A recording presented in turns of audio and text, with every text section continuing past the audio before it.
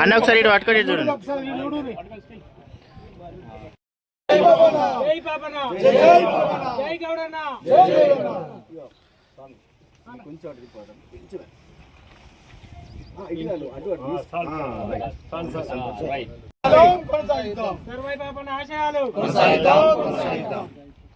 జై పాపన్న, జై పాపన్న, జై పాపన్న, జై పాపన్న.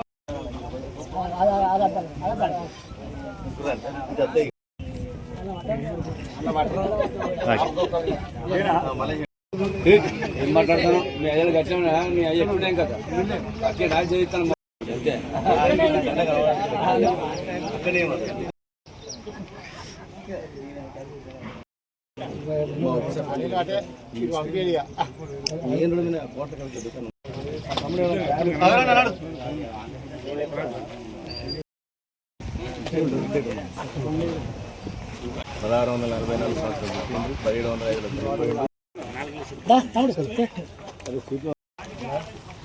సంపదనాలు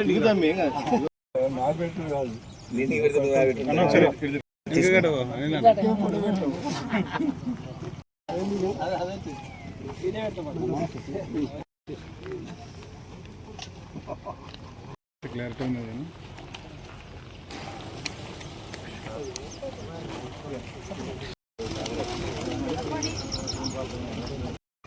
ఈరోజు ఓదెల మండల కేంద్రంలో మా ఓదెల గౌడ సోదరుల మధ్యలో మన గొప్ప అమరుడు, ధీరుడు, వీరుడు మరి సర్వాయి పాపన్న గారి 376 జయంతిని పురస్కరించుకొని వచ్చిన ప్రతి ఒక్కరికి పేరు పేరున నమస్కరిస్తూ మరి సర్వాయి పాపారాయుడు ఆశయాలను కొనసాగించాలి.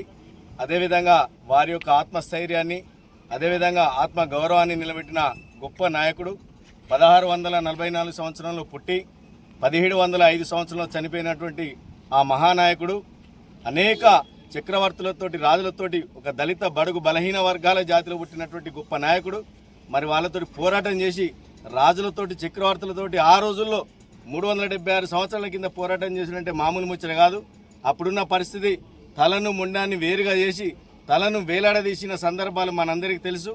మరి ఈ రోజుల్లో ఇప్పుడున్నటువంటి మన నాయకులం ఎక్కడైనా కొంచెం అన్యాయం జరుగుతుందంటే, కొంచెం అభాగ్యులకు ఏదైనా తీరని లోటు ఏమైనా జరుగుతూ ఉందంటే కొంచెం వెనుక ముందు ఆలోచన చేస్తూ ఉన్నాం. కానీ 376 సంవత్సరాల కిందనే మరి ఇలాంటి సాంకేతిక నైపుణ్యం లేకున్నా గుండె ధైర్యాన్ని గట్టిగా వేసుకొని మనోభావాలను దెబ్బతీయకుండా మన యొక్క ఆత్మ గౌరవాల కోసం పోరాడినటువంటి సర్వాయి పాపారాయుడు ఆశయాలను ఖచ్చితంగా మనందరం కొనసాగించాల్సిన అవసరం ఉంది. ఇప్పుడున్నటువంటి మన తెలంగాణలో జనగామ జిల్లాలో ఉన్నటువంటి కిలాస్పురంలో గ్రామంలో జన్మించిన ఆ నాయకుడు మనందరం కూడా ఆ గ్రామం వెళ్ళి ఆ భూమి మీద నడాడితే మరి మన నాయకుని స్ఫురించుకున్నట్టుంటుంది. వారి యొక్క చరిత్ర గొప్పగా ఉంది. మొగలాయి చక్రవర్తుల మీద పోరాటం చేసిండ్రు, 22 కోటలను కూడా జయించిండ్రు.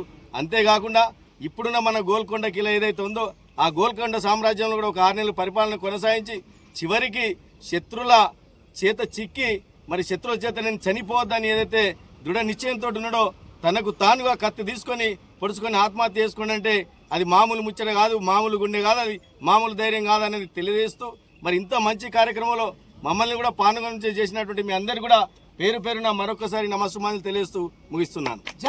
సంఘం ఆధ్వర్యంలో మా అధ్యక్షులైనటువంటి నాగపూరి రవిగౌడ్ ఆధ్వర్యంలో ఇంత పెద్ద కార్యక్రమం చేయడము పెద్ద మంచి తనంతో నడుస్తున్నందుకు ఈ 376వ జయంతిని పురస్కరించుకొని ఆ యొక్క మహానాయుడు గోల్కొండ కిల్లాను ఏలి 12 మంది కులస్తులతోటి ఒకటై 12 లక్షల సైన్యంతో కోటాను ఏలి ఈ సామ్రాజ్యాన్ని కాపాడిన శ్రీ పాపన్న గౌడ్ గారికి ఈరోజు పుట్టినరోజు వచ్చింది.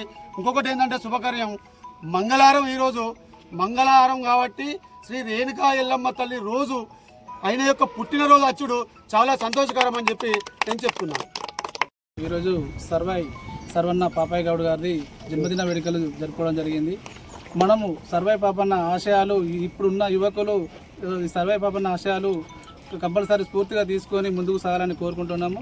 రానున్న ఈ ప్రభుత్వాలు కూడా ఈ సర్వాయి పాపన్న జీవిత చరిత్ర పాఠ్యంలో పెట్టి ముందుకు సాగాలని, విద్యార్థులకు రానున్న భవిష్యత్తు కూడా తెలవాలని కోరుకుంటున్నాము.